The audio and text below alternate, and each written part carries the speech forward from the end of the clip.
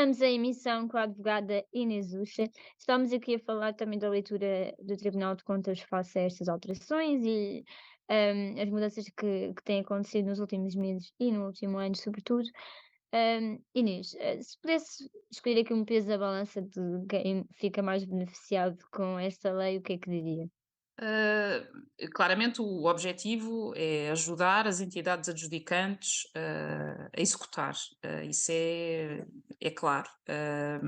Resta saber se o objetivo é atingido.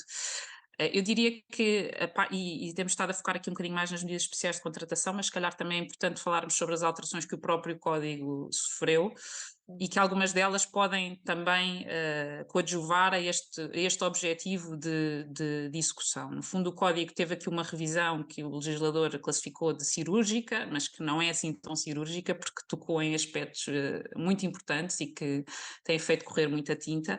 Enfim, houve aqui algumas adaptações, algumas correções de aspectos em que a transposição das diretivas não tinha sido feliz e que havia, aliás, uma pressão europeia no sentido dessas alterações serem promovidas e aconteceram agora nesta revisão. Mas houve sobretudo aqui um aspecto muito importante que foi uma alteração. Novamente, e isto é uma matéria que tem sido objeto de sucessivas alterações relativamente ao que é a possibilidade de suprimento das irregularidades formais. Nós vivemos num contexto em que, eu não sei se alguma instituição tem uma estatística, mas em que existe um grande, grande número de propostas que são excluídas por motivos puramente formais. E, portanto, há aqui em cima disso uma litigância altíssima, que tem um impacto brutal no que é a tramitação destes procedimentos e no que é a execução deste investimento. Nós sabemos que depois o contencioso pré-contratual tem um regime próprio que determina a suspensão dos atos e, portanto, sabemos que há Estamos a falar, por muitos. exemplo, de que tipo de formalidades? Estamos a falar, por exemplo, e as duas que são agora mais atacadas, no fundo já tinha havido na última revisão do código uma tentativa de abrir uma porta a que essas irregularidades pudessem ser supridas, que não correu bem, em termos jurisprudenciais causou uma grande confusão e, portanto, não foi bem sucedida, era uma redação que não era de facto muito feliz, e agora o legislador veio trazer aqui um elenco exemplificativo em que vem apontar precisamente a questão das assinaturas e das traduções como exemplos de irregularidades que podem ser sanadas. E eram dois grandes aspectos, sobretudo a questão das assinaturas. Para quem não acompanha este setor, não consegue imaginar, mas existe uma quantidade inexplicável de jurisprudência contraditória sobre o tema das assinaturas. E, portanto, estamos a falar de um tema que se multiplica em camadas que de facto não é a importância que tem tido nos nossos tribunais não é proporcional à importância material que o tema tem, de facto, e que tem, da qual tem dependido o desfecho de uma série de concursos, e portanto temos propostas a ser excluídas porque no meio de 300 documentos, e 300 literalmente, há concursos com propostas muitíssimo complexas que vêm num suporte muito extenso. No meio de 300 documentos, há um documento a que falta uma assinatura, e isso é uma causa de exclusão da proposta. Portanto, isto, como se imagina, causa litigância, quer a proposta seja excluída, quer não seja excluída, porque há sempre interesses antagónicos aqui em jogo entre os concorrentes e a própria entidade adjudicante, e, portanto, estes dois temas mereceram e bem a atenção do legislador nesta revisão. Foi afastada aqui uma questão que de facto não era uma redação feliz, que no fundo era a questão da não essencialidade destas formalidades, porque no fundo se as formalidades não fossem essenciais não haveria necessidade de as suprir, portanto essa questão ficou resolvida nesta revisão, ficou afastada e portanto assume-se sim que há a possibilidade e há o dever de suprimento destas irregularidades. Agora, isto abre aqui uma série de outros problemas e não creio que tenha sido uma solução que venha definitivamente resolver estes temas. Tens Um, pontos positivos, mas que geraram aqui também algumas dúvidas. sim, porque de facto depois a redação é tão ampla que parece aqui caber um bocadinho tudo e é muito diferente saber que há um documento não assinado, que é um documento acessório de uma proposta, de saber, por exemplo, se a declaração do preço contratual não assinada pode ser ainda corrigida ou não. Também abre aqui um bocadinho a porta à questão das propostas não sérias, porque no fundo o concorrente, no caso das assinaturas, o que o código prevê é que há uma sanação desta irregularidade através de uma declaração de ratificação, em que no fundo o concorrente vem ratificar aquele documento que não estaria assinado no momento da submissão da proposta. O que é que acontece se o concorrente não o fizer? Está previsto um regime de contraordenações, é certo, mas não parecem ser Podem atingir suficientemente. que percentagem do volume de negócios é que podem atingir? São valores, francamente, mesmo os valores máximos, francamente inexpressivos em concursos de grande dimensão, porque não têm uma aderência proporcional ao preço base do concurso.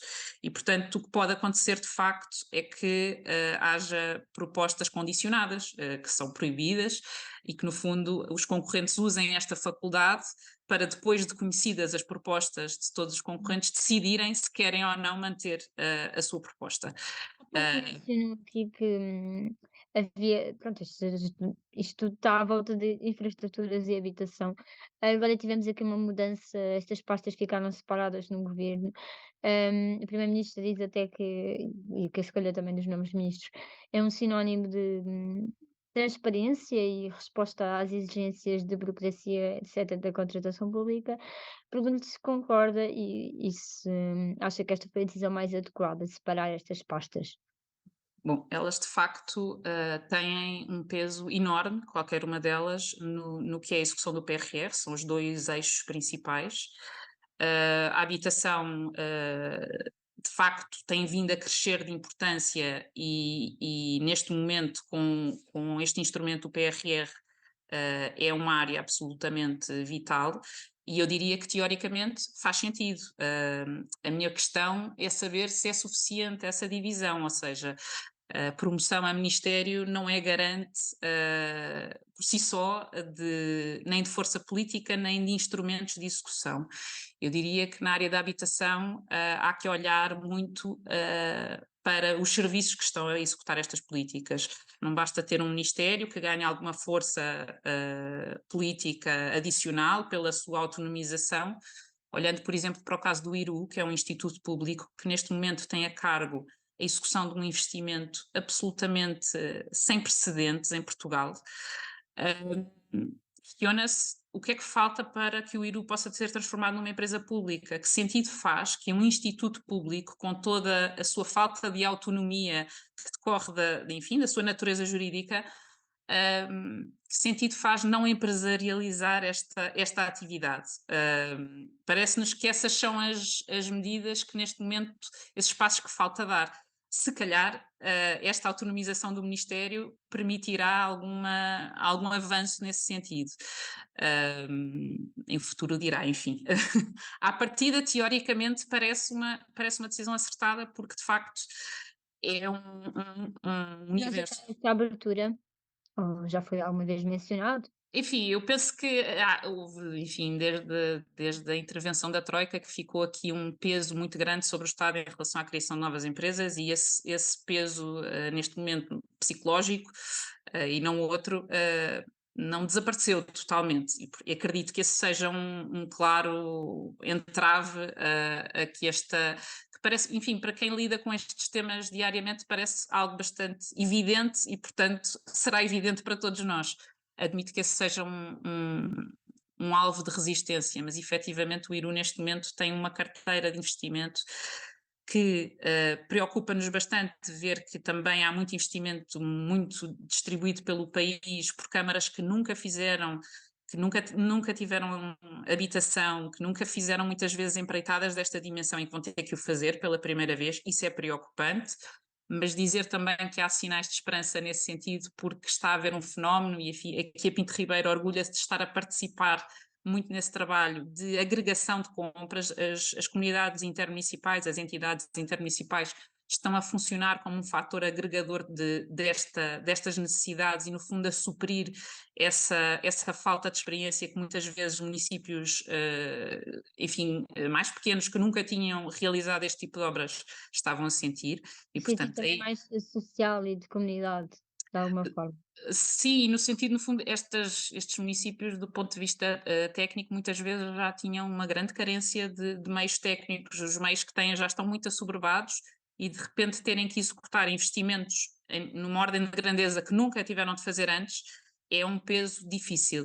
E, portanto, está a haver este movimento muito interessante e que nós temos a honra de estar a assessorar em vários casos de agregação da compra e, no fundo, destas comunidades intermunicipais construírem objetos e instrumentos jurídicos que permitem aos municípios mais facilmente e mais agilmente conseguirem contratar.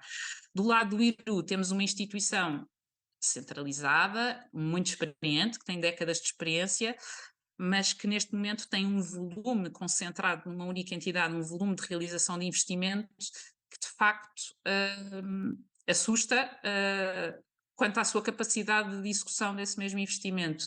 Houve também aqui uma decisão estratégica que foi tomada em relação à habitação, de alguma separação entre aquilo que é a habitação apoiada e a habitação acessível.